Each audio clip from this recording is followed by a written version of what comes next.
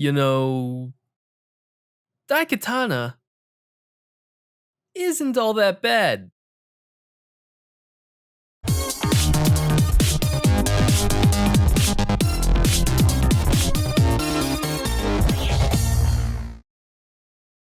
On Game Boy.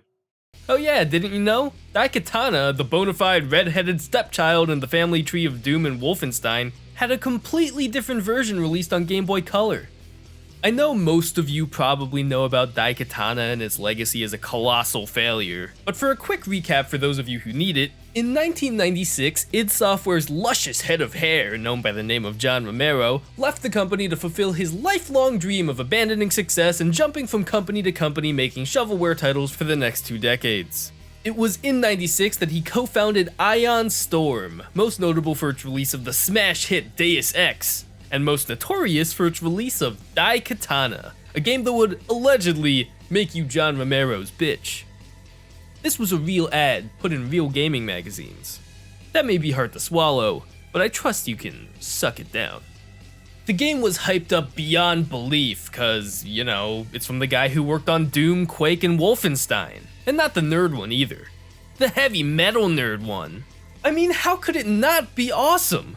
Well, how about stupid enemies, broken followers, long load times, boring and confusing levels, ugly graphics, a convoluted plot, an infuriating save system? Needless to say, the game did not do very well. However, there was also another Daikatana game in development, a Game Boy version, planned to be released several months later. But because of the poor reception of the PC and N64 versions, Ion Storm scrapped the North American and Japanese releases and only launched it in Europe. This means that the game is pretty rare and goes for about $50 to $100 on eBay these days. $300 new, apparently. Luckily, in 2004, Mr. Romero himself uploaded a ROM of the game to his own website for people to download and play with emulators. So it's not illegal, I swear! Video Game Jesus said I could! So here's the game in all its lo-fi chibi glory. The visuals are kinda cute and way better than... ugh.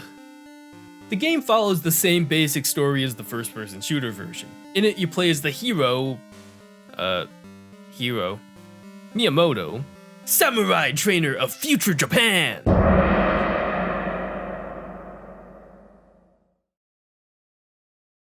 I swear this is the most video game-ass video game plot I've ever heard. Late one night while training in your dojo, an old man approaches you and tells you about how your ancestor made a time machine sword called the Daikatana, and that an evil family called the Mishimas used it to rule the world by preventing a deadly virus from being cured. And now you need to save his daughter who was kidnapped by them, and on PC, it's a 10-minute long goddamn cutscene that takes forever! And why the fuck? Why? Why? But luckily here they actually incorporate all that backstory into a neat little tutorial. Thank you. So much. And then the man gets attacked by ninjas and dies. Please, save my daughter, Mikiko. Please. Slump. Did he just say slump? So the gameplay involves you thwapping your stick, yes, your literal stick, at bad guys while progressing through stages one screen at a time. Wait a minute. This looks awfully familiar. But I can't put my finger on it.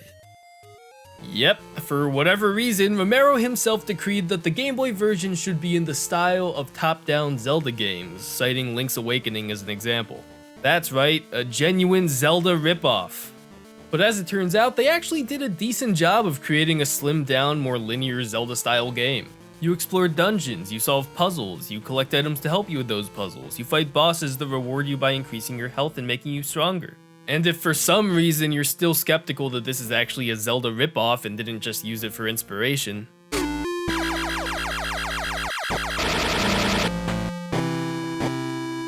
the game also balances these with gameplay elements from the actual shooter version, such as the shitty sidekick mechanic.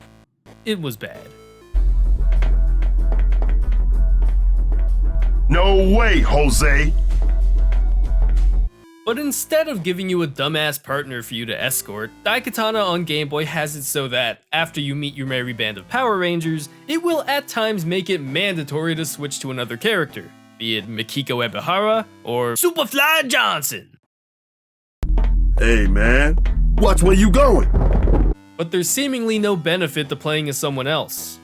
Actually, it's completely worse. You don't seem to have better strength or agility or anything else like that. You use the same health and armor stats that Hero has. The only thing that changes is that when you play as a partner, there are just certain weapons they won't want to use. Whereas Hero can use every single weapon in the goddamn game. There's a part later in the game where you start the stage as Superfly. Right up top is a brand new weapon unique to the stage. Cool. And when you go to pick it up and equip it, Superfly don't used! What does that even mean? Speaking of which, the writing in this game can be laughably bad. I don't know if it's because it was rushed or if it's a bad translation for whatever reason, but some of this writing is just... Why do you have my family's sacred charm? I'll explain. Explains. I heard there is a machine here that will upset our sense of Directio! Oh my god! Kage Mishima! Now I must have my revenge for my father's death! Oh my bribs! Too much laughing! Aside from these things, the gameplay itself is pretty fun. It's cool going through time and exploring the different themed levels like Ancient Greece where you fight the Medusa, and Viking Times where you free a mad king from an evil sorcerer. The puzzles aren't really challenging, as many of them are just find X amount of a thing to progress, but it's still fun. Combat is plenty varied both with enemy variety and weapon selection. You never really need all this stuff, but it's fun to walk around up to your neck in guns, and swords, and tridents, and a claw thing? The graphics aren't anything special, but they're appealing in their simplicity. Instead of a gross, veiny future soldier, you play as a little guy with blue armor and square nipples. The art style also makes it silly when the game hints of being tied to an edgy M-rated game. What the hell was that? Where's that damn fourth Chaos Emerald? Daikatana on Game Boy isn't an amazing game by any means. I'm not going to tell you to skip out on Breath of the Wild because I got your Zelda fix right here. But if you're into classic Zelda games and you want to spend 3 to 4 hours playing a cute little Zelda clone, you'll probably have a good time. If it was longer, I'd probably hate it, but it's a decent length for a day or two of playing without getting frustrated. Which is definitely not something I can say about the other one. It's the same goddamn game really, so if you've been curious about the Daikatana story but didn't want to play it because you have good taste in games, then give this one a shot. But be warned, the ending is bullshit. It's twists and time travel crap and a bunch of shit like that. But it's the journey, not the destination, right? And besides, at the end they do give you a congratulation. Just one though, don't be greedy.